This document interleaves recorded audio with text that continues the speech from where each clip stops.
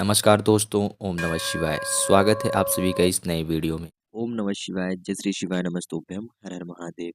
देखिए, यह जो उपाय है, एक चुटकी काले तिल से आप सभी को बहुत ही छोटा-सा दुर्लभ सा यह उपाय करना है। यह उपाय मात्र काले तिल का है, जो कि आपके घर में धन, व्यापार, नौकरी, संपदा संपूर्ण कार्यों में परिपूर्ति दिलाएगा। ध्यान दीजिएगा, चाहे नौकरी से संबंधित कोई काम हो या फिर व्यापार से संबंधित हो, धन संपदा से संबंधित हो, सभी के सभी कार्यों में आपको हर प्रकार से सब कुछ मिलेगा, हर प्रकार से लाभ मिलेगा। सारे अटके हुए कार्य भी आपके परिपूर्ण होंगे। मात्र एक चुटकी काले तिल से आप सभी को छोटा-सा अद्भुत-सा उपाय करना है। कैसे करेंगे, किस क्रिया अनुसार करेंगे, संपूर्ण जानकारी, संपूर्ण विधि इस वीडियो के माध्यम से पूज्य गुरुदेव जी के आदेशानुसार बहुत ही सरल और बहुत ही सहज और सरल रूप से समझने का प्रयास करेंगे। तो चलिए आइए वीडियो में आगे बढ़ते हैं और उपाय को समझना प्रारंभ करते हैं। लेकिन प्लीज़ उससे पहले वीडियो में आगे बढ़ने से पहले वीडियो को लाइक और चैनल को सब्सक्राइब अवश्य रूप से करें। यदि आप हमारी आवाज़ पहली बार सुन रहे हैं या फिर चैनल पर नए हैं या फिर आप पुराने भी हैं तो प्लीज़ चैनल को सब्सक्राइब अवश्य रूप से करें ताकि आपके पास भी वीडियो जल्द से जल्द पहुंच सके। बात करते हैं अपने पहले उपाय की। तो यह जो उपाय है, जैसा कि आपको धन संपदा हो, व्यापार, नौकरी हो, किसी भी कार्य क्षेत्र में सफलता प्राप्त करनी हो, यदि उसमें बहुत ज़्यादा परेशानी है, बहुत ज़्यादा दिक्कत चल रही है, तो आप एक छोटा सा अद्भुत सा उपाय कर सकते हैं। और इस उपाय की खास बात ये है, विशेषता ये है कि आप इस उपाय को ना किसी भी दिन कर सकते हो, मतलब कभी भी कर सकते हो, सुबह से लेकर के शाम तक में, प्रदोष काल में भी, और किसी भी शुभ दिन के हिसाब से आप कर सकते हो, जब भी आपके पास पर्याप्त समय रहे। तो यह उपाय ज़रूर रूप से करिएगा।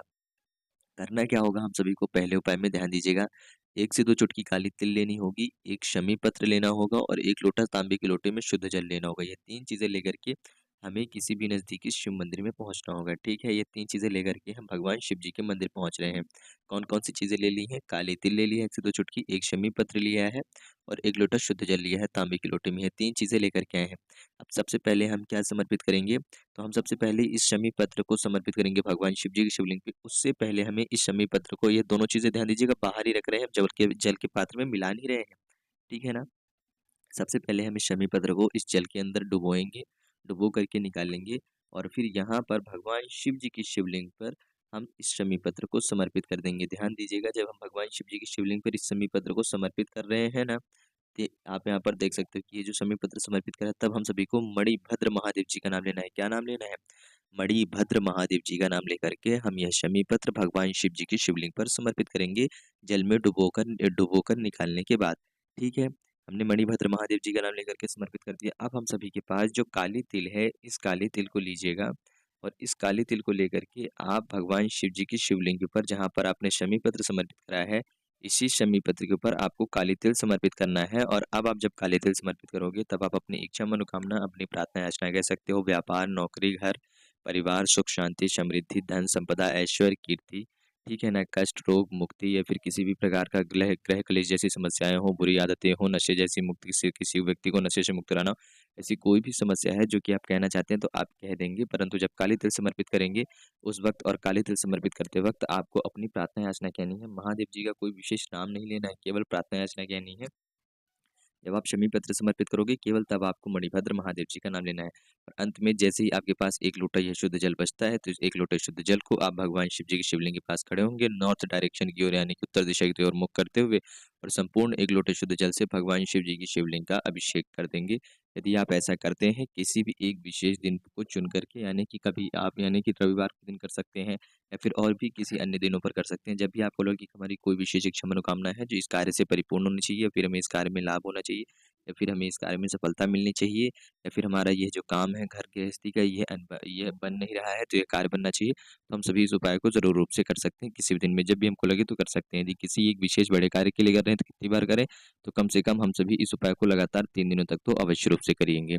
तो कैसे करना था, बहुत ही सरल रूप से हम सभी ने पहले उपाय को समझा है। बात करते हैं अपने अगले और दूसरे उपाय की। तो देखिए, यह जो दूसरा उपाय है, यदि आपके घर परिवार में कोई भी ऐसा व्यक्ति है, कि कोई भी ऐसा व्यक्ति विशेष है जो गलत राह, गलत दिशा की तरफ जा रहा है, जिसकी वजह से घर में बहुत ज़्यादा लड़ाई झगड़ा होती है, बहुत ज़्यादा अनबन रहती है, बहुत ज़्यादा कलेश रहता है, या फिर आपस में कोई भी व्यक्ति हो, या फिर वह नशे जैसी बुरी चीज़ों में, बुरी आदतों में जा रहा है, आपके घर परिवार में अशांति बनी रहती है, तो एक छोटा-सा उपाय कर सकते हैं। आप उस व्यक्ति को सुधारने के लिए भी और घर में अशांति को दूर करने के लिए भी, और साथ ही साथ आपके घर के कोई भी व्यक्ति नशे, दारू, सिगरेट, शराब जो है जैसी बुरी लतों से दूर रहें, और साथ ही साथ उनके अंदर जो गलत दिशा आ चुकी है, यानी कि उनके अंदर गलत आचरण की वजह से उनको समझ में नहीं आ रहा कि हम कहाँ जाएँ, क्या करें, कैसे करें?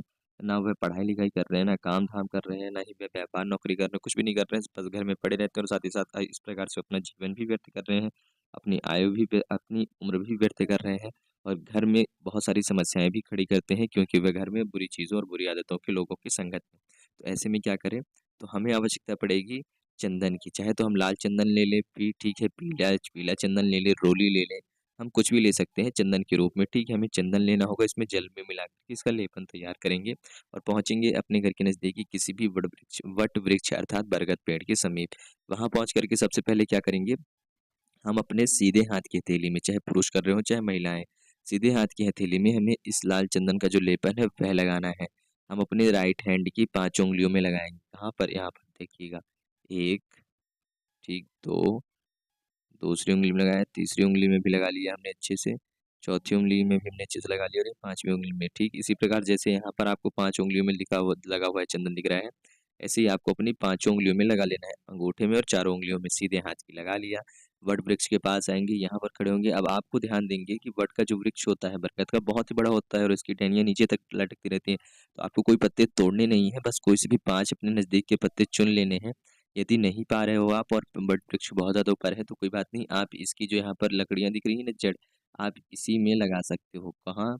या फिर आप इसी वाले हिस्से में लगा सकते हैं यहाँ पर खड़े होकर के। ध्यान दीजिएगा आपके हाथ में जो है, तो आप या तो किसी भी 5 पत्तियों में लगाएँगे यह चंदन, हर एक अंगुली से अलग-अलग पत्ती में, ठीक, अंगूठे से अलग, बड़ी वाली उँगली से अलग, दूसरी उँगली से अलग, इस प्रकार 5 उँगलियों से 5 अलग-अलग पत्ते में लगाएँगे। नहीं पा रहे हैं पत्ते, तो आप ऐसे नीचे लगा देंगे यहाँ पर। ऐसा मत करिएगा कि कुछ पत्ते में और कुछ नीचे लगाएँगे, नहीं। या तो पूरा नीचे या पूरे पत्तों पर जब लगाएँगे उस वक़्त आप अपने गोत्र बोल करके आपको लगाना है। अब यहाँ पर महिलाओं के मन में प्रश्न उठता है कि भैया हमारा तो विवाह हो चुका है, हम कौन-सा गोत्र बोलें अपने विवाह पक्ष का, ससुराल पक्ष का? तो देखिए, आप अपने ससुराल के लिए कर रही हैं, तो अपने ससुराल पक्ष का गोत्र बोलेंगे। अपने मायके के अपने भाई-बहन के लिए कर रही हैं, ठीक है? अपने पिता के लिए कर रही हैं, अपने मायके पक्ष के किसी व्यक्ति के लिए कर रहे हैं आप, सगे-संबंधी के लिए, तो आप अपने मायके पक्ष का गोत्र बोलेंगे। लेकिन आप जब स्वयं के लिए कर रहे हो, अपने घर परिवार के लिए, तो आप अपने ससुराल वाला गोत्र बोलोगे और 5 बार गोत्र बोल करके 5 बार आपको ये चंदन लगा देना है। साथ ही साथ भगवान शिव जी से प्रार्थना अर्चना करनी है और इसके बाद आपको 7 परिक्रमा इसी वट वृक्ष की घूम करके कर लेनी है। आप देखोगे कि आपके अंदर से, आपके घर परिवार से वह बुरा आचरण, बुरा स्वभाव, दुर्व्यवहार जो है वह धीरे-धीरे खुद ब खुद समाप्त हो जाएगा, निकल जाएगा। तो छोटा-सा अद्भुत सा उपाय ज़रूर रूप से करिएगा। हम बात करते हैं, वीडियो में आगे बढ़ते हैं अगले अंतिम और तीसरे सबसे विशेष महत्वपूर्ण उपाय की। यदि हमारे घर में बहुत ज़्यादा कष्ट परेशानी चल रही है किसी भी काम-धाम को लेकर के, किसी भी कार्य को लेकर के, या फिर हम बहुत ज़्यादा चिंतित रहते हैं, बहुत ज़्यादा परेशान रहते हैं, या फिर बहुत ज़्यादा अनबन बनी रहती है, या फिर हमारा कोई भी काम है जो परिपूर्ण नहीं हो रहा है और हम चाहते हैं कि वह काम परिपूर्ण हो।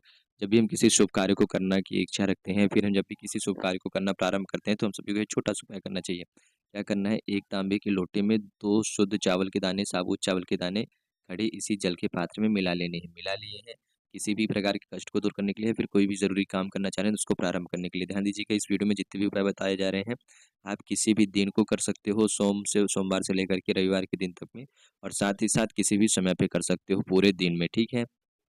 कोई सी भी तिथि हो, कोई विशेष नियम नहीं है, आप कभी भी कर सकते हो अपनी इच्छा अनुसार।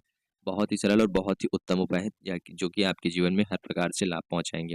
2 चावल के साबूदाने इसी जल के पात्र में मिला लिए, ठीक है। अब सबसे पहले आप जाओगे अपने घर के नज़दीकी बेलवृक्ष के पास, है ना? आपने अपने घर में बेलपत्र लगा रखा है तो अच्छी बात है, नहीं लगाया है तो आप बाहर जा सकते हैं, परंतु आपने अपने घर में चाहे गमले में लगाया हो, चाहे ज़मीन में, बेलपत्र के वृक्ष के पास जाइएगा, चाहे कितना भी बड़ा हो।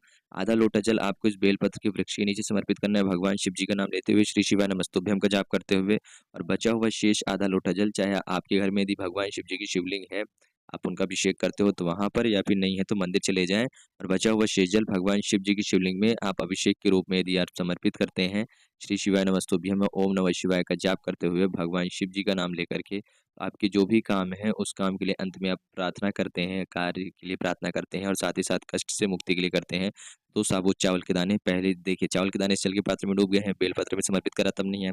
जब शिव जी की शिवलिंग पे करोगे तभी यदि नहीं निकलते हैं, तो आपको यह चावल के दाने अपनी हथेली से निकाल करके समर्पित करने हैं, और यदि आपके वह चावल के दाने निकलते हैं या फिर आप निकाल पाते हो, तो 1 चावल का दाना आप कहाँ रखोगे? बेलपत्र के पास रख देना है यहाँ पर, और 1 चावल का दाना आप भगवान शिव जी की शिवलिंग पर रख देना और संपूर्ण जल समर्पित कर देना, श्री शिवाय नमस्तुभ्यम का ही जाप करते हुए। आपकी जो इच्छा मनोकामना होगी वह भी परिपूर्ण होगी, आपके बनते हुए जो कार्य है, आप किसी भी कार्य को करना प्रारंभ करना चाह रहे हैं तो वह परिपूर्ण होंगे और कष्ट भी दूर होगा। यदि आपको बहुत ज़्यादा परेशानी चल रही है, तो आप कोई भी उपाय नहीं कर पा रहे हैं, कोई भी कार्य नहीं कर पा रहे हैं, यानी कि कोई भी किसी भी प्रकार का उपाय आप किसी भी रूप से नहीं कर पा रहे हैं, खासतौर पे जो पुरुष व्यक्ति हैं, बाहर रहते हैं, तो आप सारे कार्य करना छोड़ दें, सारे उपाय करना छोड़ दें।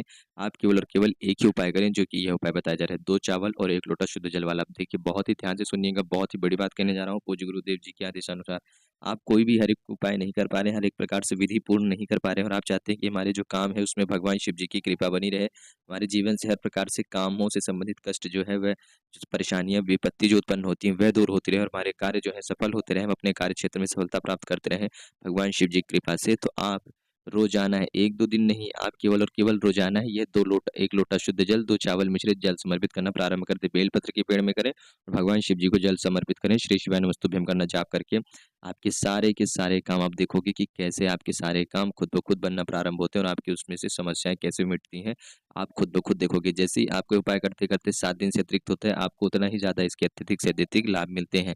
तो छोटा-सा उपाय ज़रूर रूप से करें जब भी आपको लगे, लेकिन ऐसा नहीं कि एक बार कर लिए फुर्सत हो गई, नहीं। आपको कम से कम 5 बार या 3 बार इस उपाय को करना है। किसी विशेष कार्य को और चाहते हैं कि हमारे जीवन में सदैव बना रहे, तो आप कुछ भी ना करें, कोई दूसरा अन्य उपाय ना करें। डेली सुबह हो या शाम को हो, कभी भी आप समय निकालें दिन में। ऐसा नहीं कि डेली आपको सुबह ही करना है, डेली शाम को ही करना है, डेली दोपहर को। किसी दिन सुबह कर लिया, किसी दिन दोपहर में कर लिया, किसी दिन शाम को कर लिया। बट डेली आपको 1 लोटा शुद्ध जल में 2 चावल के दाने डाल करके बेलपत्र और भगवान शिव जी को जल देना समर्पित करेंगे। आपके हर एक रुके हुए कार्य, हर एक अटके हुए कार्य बनना प्रारंभ हो जाएँगे। तो छोटे-छोटे उपाय ज़रूर रूप से करिएगा। इस वीडियो में, आज की इस खास वीडियो में पूज्य गुरुदेव की कृपा से ऐसे-ऐसे उपाय बताए गए हैं, जो कि आप अपने जीवन काल में किसी भी दिनों पर कभी भी कर सकते हो। किसी भी प्रकार की इच्छा मनोकामना को रखते हुए बहुत ही सरल और बहुत ही सहजतम से उपाय बताए गए हैं। बस इन उपायों की खास बात ये है कि आपको लगातार या तो 3 बार या फिर 5 बार करने हैं, यानी कि लगातार 3 दिन या फिर 5 दिन करेंगे। तो कैसे करेंगे, किस प्रकार से करेंगे, एक चुटकी काले तिल का सबसे विशेष और महत्वपूर्ण वाला उपाय, सारी विधि, सारी जानकारी इस वीडियो के माध्यम से बहुत ही सरल और बहुत ही सहज रूप से दिया गया है। तो उम्मीद करते हैं वीडियो पसंद आया होगा, तो वीडियो को लाइक ज़रूर करें। कुछ भी प्रश्न हो, कुछ भी पूछना हो, तो कमेंट में ज़रूर पूछिएगा, जल्द से जल्द उत्तर देने का प्रयास किया जाएगा। साथ ही साथ वीडियो को लाइक करने के साथ में चैनल को अवश्य रूप से सब्सक्राइब करें, ताकि आपके पास भी जल्द से जल्द दूसरी वीडियो पहुंच सके। जय श्री शिवाय नमस्तुभ्यं, हर हर महादेव, ओम नमः शिवाय।